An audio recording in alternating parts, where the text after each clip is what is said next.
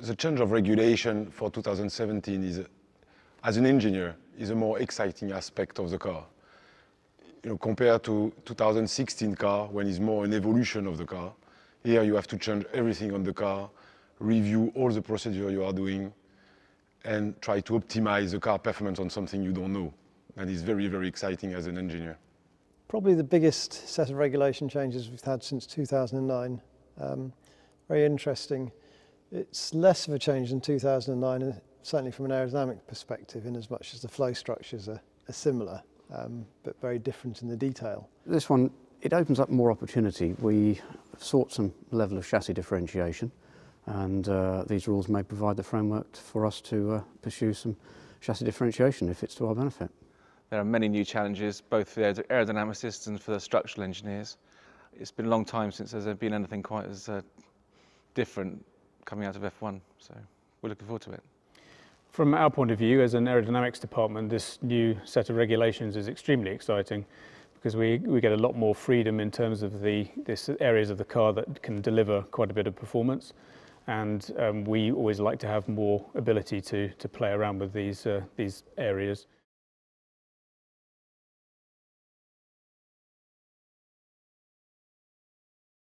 There's a feeling which I do agree with, that since we went to the narrow track cars back in 1998, then the cars have always looked a bit out of proportion. Kind of got these quite a narrow car, reasonably wide tyres, so and very long cars, increasing the wheelbase, getting longer and longer, so the proportions look strange. So by going back to a wider track with wider tyres, proportionally they should look better. The whole car does look more aggressive. And I think everybody in the aero department and probably around the rest of the factory have been quite excited by the look of the new cars.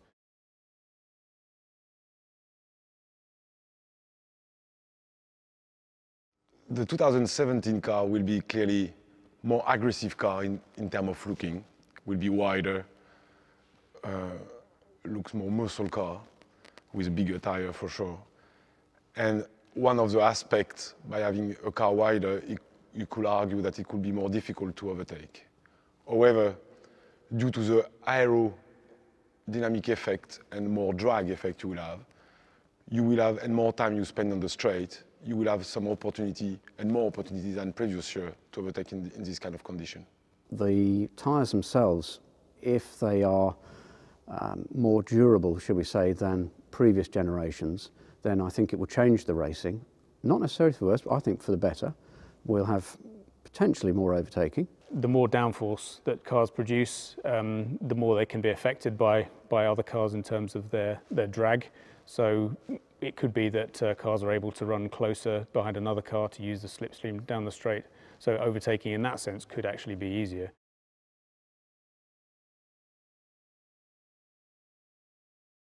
When you have a big regulation change like this, then there's always more ideas than there is time available. Like all teams, we're resource limited. We can't pursue every single avenue we can think of, so we have to try to prioritise. Whether we've prioritised on the right things or not, time will tell. We've been set a fresh sheet of paper to try to work out what we need to do to come up with the fastest car. Clearly there's going to be different solutions up and down the grid, and we need to make sure ours is the best.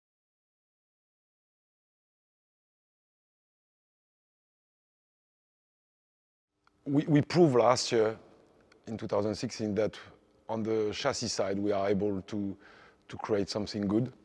And with the change of regulation, we have the hope that we will challenge more the leader of last year. Hopefully we will be able to close the gap to the lead. We did that to a certain extent last year. We were more competitive last year than we were the year before for certain.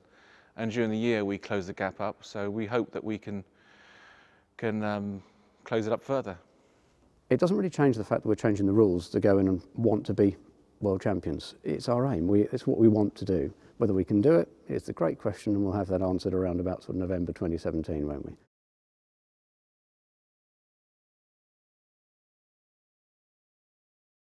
Yes, well, I mean, the cars are expected to be between 3 and 5 seconds a lap faster. Most of that gain will come from cornering speeds, where the increased downforce on the car will mean that the car is able to go around the corners quicker.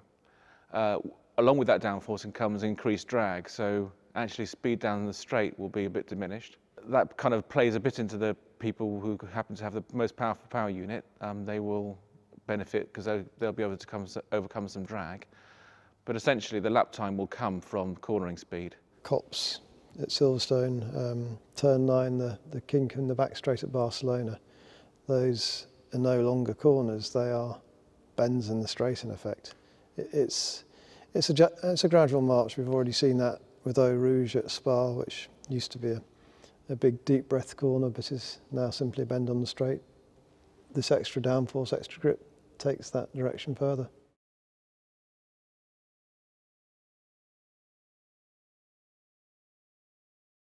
The improvements you made from 15 into 16, if you can understand why you've drawn benefit from the changes you've made, then it sets a philosophy and a pathway you can follow into 17.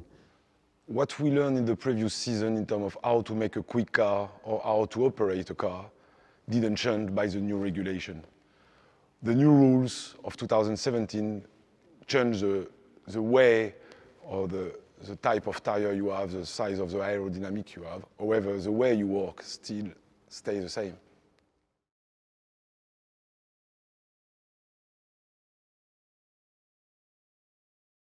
Renault have again done good work over the winter, so we anticipate through this year that they will have again closed the gap compared to our two main rivals. From that, we'll see where we are.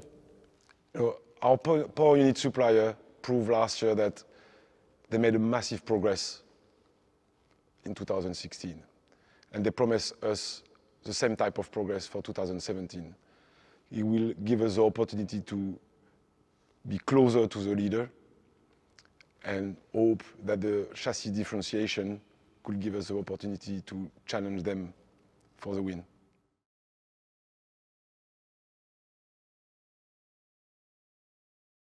The presence of significantly wider tyres has a first order effect on the drag on the car.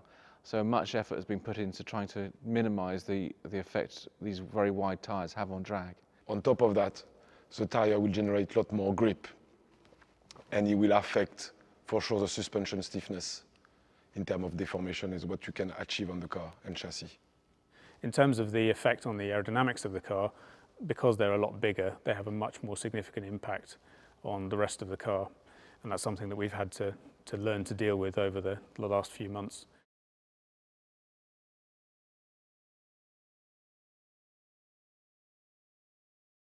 I hope that the car is cohesive. I don't think there's any one particular piece to point at and say, that bit's amazing, or I did that bit, Mum. It's how it all hangs together.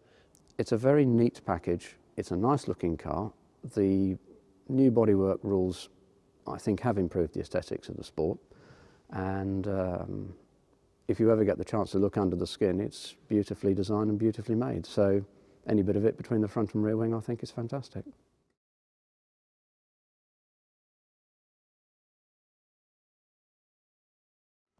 Superstition is not part of Formula One. It's an engineering racing category, and it should not be as function of luck.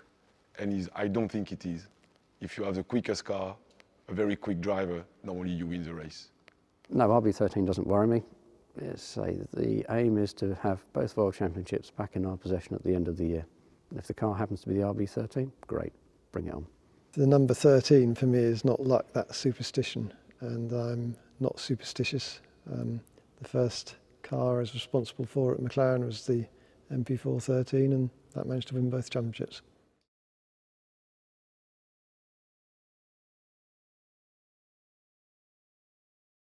Our driver pairing are one of the best of the grid. Clearly they are young, very, very talented, and they are pushing each other. If you look around the other teams, then it would be difficult to say that there's a driver pairing that is as strong as ours in terms of experience, but also in feedback and raw driver skill. It's extraordinary working with the pair that we have now, and really looking forward to working with them this year. They work well together. They both push one another. They're both easy to work with, both fun-loving, constructive, good teammates, best in the pit lane.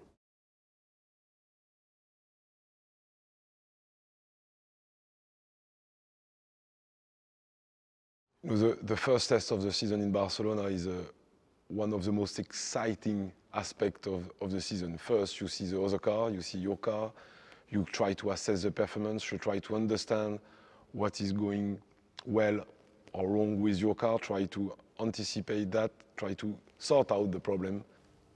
Here we are, kind of middle of February, and it's that typical feeling now of actually we've been exhaustion towards the end of the season. I think for many of the guys is how they feel. You go through the winter and you do your work. Now it's time to think, yep, actually just want to get going again now and to be out on circuit and see where we are. It's generating a lot of interest as we get near the sort of culmination of the first efforts, if you like. Get it built, see what it's like, and then see what we can do with it to make it even better. So yeah, looking forward to it. It'll be good, really good.